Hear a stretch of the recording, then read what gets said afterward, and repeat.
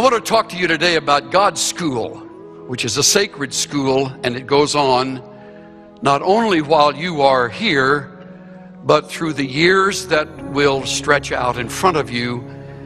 And in God's school, that curriculum never has a vacation. It goes on all the time in the school of brokenness. When God wants to do an impossible task, he takes an impossible individual and crushes him. Has spears thrown at him. Has people say things about him that are not true. Brings out in his life Sauls and other individuals who team together to finish you off. I'm moved with a line in verse 3, chapter 20, the last part of it. Look at 20 and verse 3. There is hardly a step between me and death. That is, to use F.B. Meyer's words, ah me, this is pain. As one man put it, one by one God took them from me, all the things I valued most, until I was empty-handed. Every glittering toy was lost. And I walked earth's highways grieving in my rags and poverty, till I heard his voice inviting, lift those empty hands to me. I turned my hands toward heaven, and he filled them with a store of his own transcendent riches till they could contain no more. And at last I comprehended with my stupid mind and dull that God cannot pour his riches into hands already full. I think some of the people who are on this platform understand that line. I don't know that I've come to that place where there was just a step between me and death. There have been days when I would wish for death. It was so hard. But David means it literally. In fact, it gets so bad. It gets so bad, if you can believe it, that finally when it's clear and Jonathan says, my daddy's going to kill you. You got to know, my daddy's going to kill you. Go. And David runs and makes his existence in the caves of En-Gedi. If you ever go to Israel, be sure that somebody drives you near so you can walk up to the caves of En-Gedi.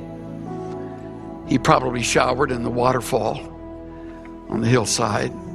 He lived his life for years in caves and dens. This is the king-elect. This is the man who remembers the oil coming down the back of his neck. Living in a cave for years as Saul plans a way to finish him off. So you know where he winds up?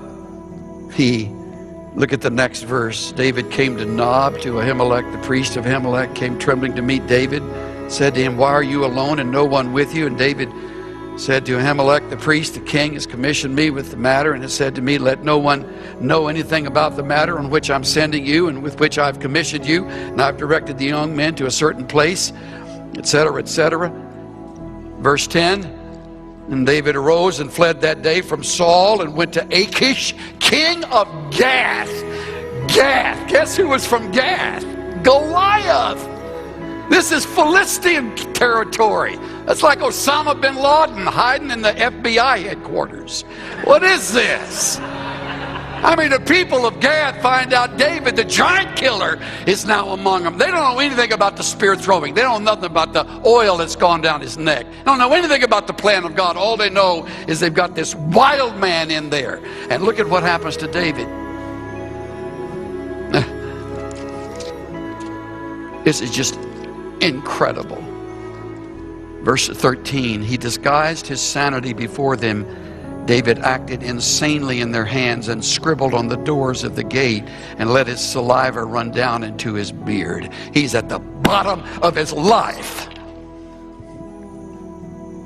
This is our hero.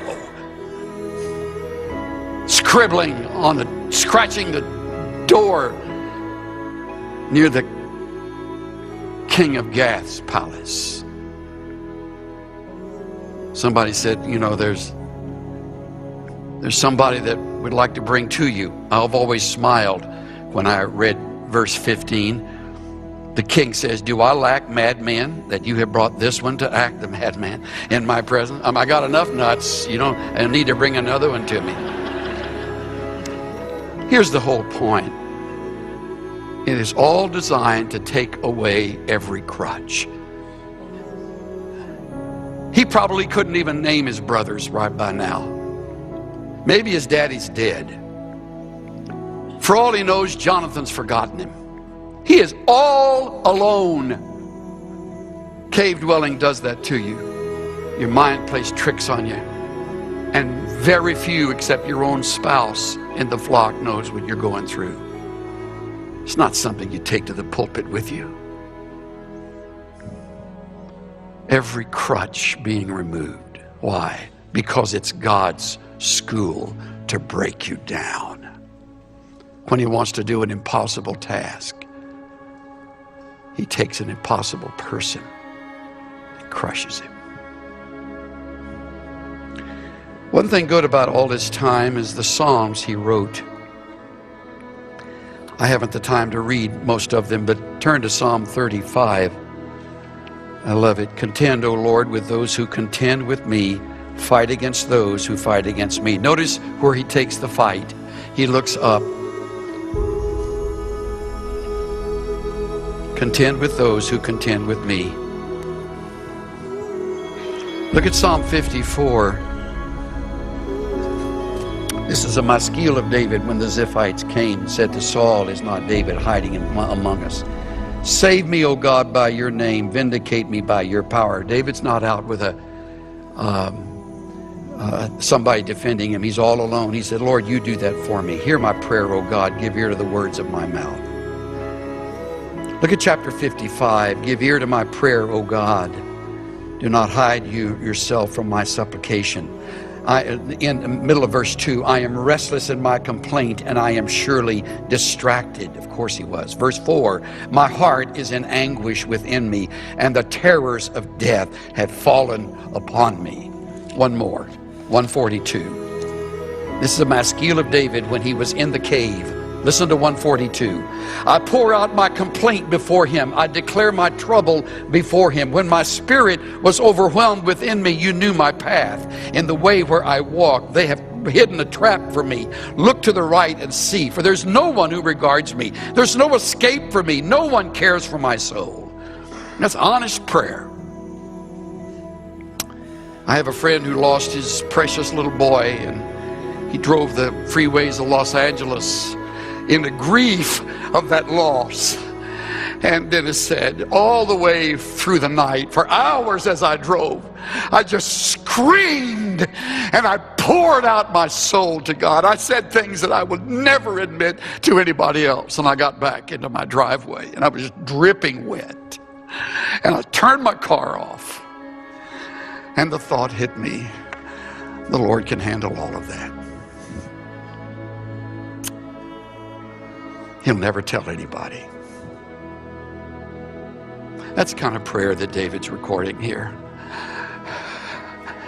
Help me. Help me.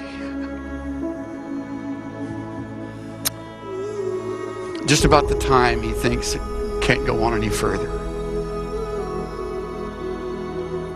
Saul dies. Not once does David attempt to throw a spear at Saul. Not once does he retaliate. Isn't that great? And he's just 30 years old. And he's that mature. How? He graduated from the school of brokenness.